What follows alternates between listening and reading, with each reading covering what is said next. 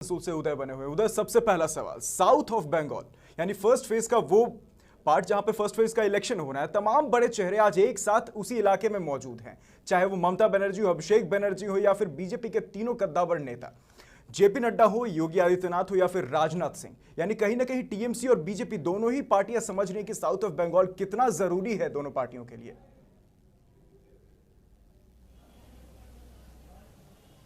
जी बिल्कुल। पहला जो चरण होने वाला, पश्चिम बंगाल का जो पहला चरण का मतदान होने वाला है 30 सीटों पर, वो सभी सीटें इस साउथ बंगाल से ही आती है। और यही वजह है कि अभी से जो तैयारियां हैं वो लगातार की जा रही है। सभी राजनीतिक पार्टियों की ओर से अपना पूरा दमखम लगाया जा रहा है, कोशिश की जा रही है कि यहाँ ज्यादा से ज्यादा मतदाताओं को अपनी ओर किया जा सके। और इसी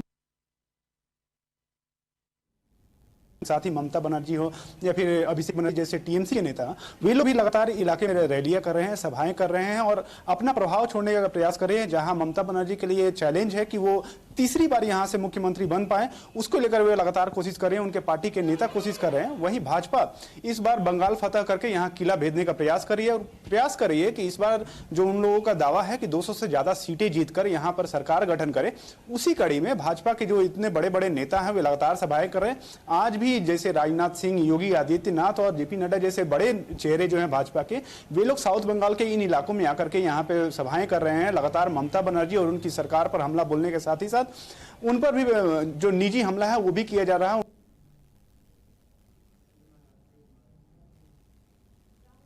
को कहीं ना कहीं घेरने का प्रयास किया रहा है और इस व्यवस्था में कमी का कारण बताया जा रहा है, ना कि किसी तरह का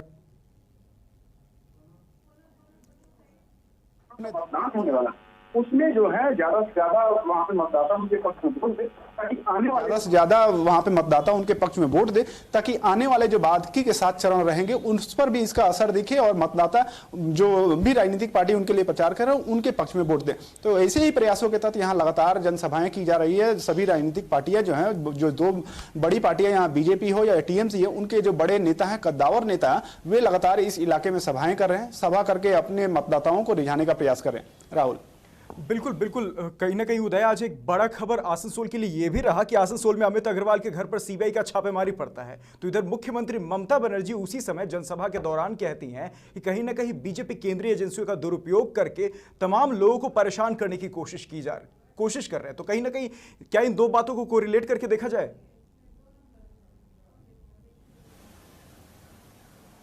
जी देखिए, जब से सीबीआई ने कोयला जो कांड हुआ है, कोयला कांड की जांच जब से सीबीआई ने अपने हाथ में ली है, उसके बाद कई ऐसे तृणमूल कांग्रेस नेता हैं, उनके नाम सामने आए हैं। अनूप माझी हो या फिर विनय महिषा जैसे नाम सामने आए थे। उसके बाद आज जिस तरह से यहाँ पे सोनू अग्रवाल के घर पे छापेमारी हुई है, आसनसोल के कुल्टी में छापेमारी हुई है, उसके साथ ही दुर्गापुर में उनके एक निवास और एक फैक्ट्री में भी छापेमारी हुई है।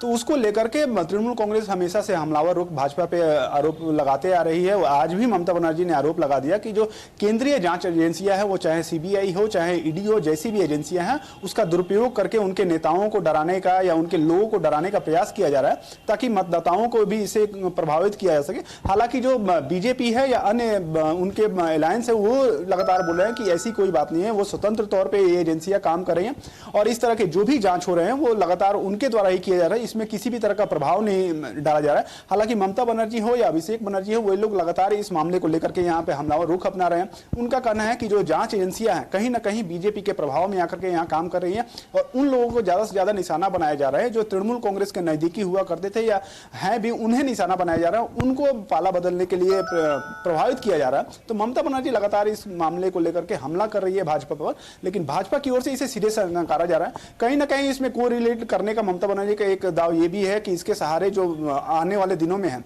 और भी जो लोग प्रभावित हो सकते हैं, उनको किसी तरह से रोका जाए, उनको किसी तरह से मोरल सपोर्ट देने का प्रयास किया जाए, ताकि वो टीएमसी में बने रहें और उनके पक्ष में मतदान करवाने के लिए। बिल्कुल उदय, इसी से जुड़ा एक और सवाल ले लेते हैं। टीएमसी की विधायक और एक्ट्रेस देवाश्री रॉय ने कल कहीं ना कहीं टीएमसी का दामन छोड़ दिया है। कई ऐसे बड़े चेहरे हैं जिनको टीएमसी ने कहीं ना कहीं इस बार मौका नहीं दिया है। तो क्या यह मानकर चला जाए कि टीएमसी यूज एंड थ्रो की पॉलिसी को अपना रही है?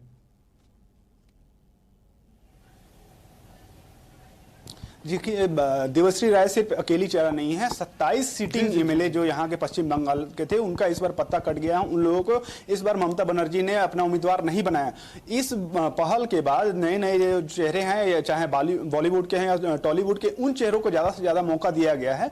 उसके बाद जो तृणमूल कांग्रेस का अंतरकलह है वो खुलकर सामने आने लगा है और कई जो टीएमसी के पुराने विधायक है वो तो कैमरे के सामने रोने भी लगे थे कि इस बार उनके साथ ममता बनर्जी ने सही काम नहीं किया है, उनके साथ जो होना चाहिए था वो सही तरीके से नहीं किया गया, उनको टिकट नहीं दिया गया। और उसके बाद जो है लगातार जो तृणमूल कांग्रेस के पुराने विधायक रहे वे लोग सामने आ रहे हैं, सामने आकर के तृणमूल कांग्रेस का जो वहां पे विरोध करने के साथ ही साथ भाजपा की तारीफ करते हुए सुने जा रहे हैं, भाजपा में शामिल भी हो रहे हैं। तो आने वाला जो दिन है ये और भी इस तरह के देखे जा सकते हैं कि तृणमूल कांग्रेस के और भी जो नेता हैं। उदय, क्या इन तमाम विधायकों और जो तमाम कैंडिडेट्स हैं इनका ये जो दुख है क्या टीएमसी के लिए भारी पड़ सकता है इस चुनाव में? जी बिल्कुल, अभी से ही देखा जा रहा है। चुनाव से करीब 1 साल पहले से जिस तरह से बड़े बड़े चेहरे तृणमूल कांग्रेस छोड़कर भाजपा में शामिल हुए थे, अब भी जो दौर है वो लगातार जारी है। सिर्फ विधायक ही नहीं, सांसद भी उनके लगातार भाजपा के खेमे में आ रहे हैं, अपनी पार्टी बदल रहे हैं। तो इससे साफ बात है कि कहीं ना कहीं तृणमूल कांग्रेस को तो झटका लगना ही है और इससे बीजेपी को मजबूती जरूर मिल रही है। और आने वाले दिनों में जिस तरह से यहाँ भाजपा के लोग पहले से ही कहते आ रहे हैं कि जब चुनाव की घोषणा हो जाएगी उसके बाद मोरल कोड ऑफ कंडक्ट लागू हो जाने के बाद और भी जो बड़े नाम हैं वो लोग भी यहाँ पे शामिल होंगे, क्योंकि कहीं ना कहीं तृणमूल कांग्रेस सरकार पुलिस के बलबूते उन्हें डराने का या गलत मुकदमों में फंसाने का काम कर रही है या फंसाने की कोशिश कर सकती है। इसको लेकर के जो बाकी के नेता थे वो अभी तक भाजपा में नहीं आ रहे थे, लेकिन आने वाले दिनों में ये बात और हो सकती है कि ज्यादा से ज्यादा तृणमूल कांग्रेस के सिर्फ विधायक ही नहीं, सांसद भी भाजपा के पाले में आ सकते हैं। और यह तृणमूल कांग्रेस के लिए जितना करारा झटका होगा वहीं भाजपा के लिए आने वाले चुनाव में लड़ाई को जारी रखने के लिए कहीं ना कहीं उनके लिए सार्थक साबित होगा। तो क्या उदय, क्या यही वजह है कि योगी आदित्यनाथ आज जनसभा के दौरान साफ तौर पर यह कहते दिखे कि टीएमसी राज्य में सत्ता का दुरुपयोग कर रही है?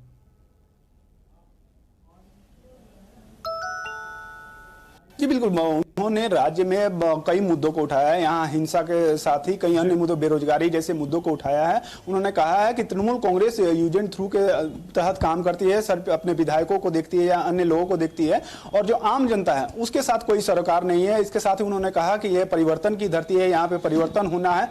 अगले 2 महीनों में यहाँ सत्ता का परिवर्तन होगा और बीजेपी यहाँ शासन में आएगी, सत्ता में आएगी।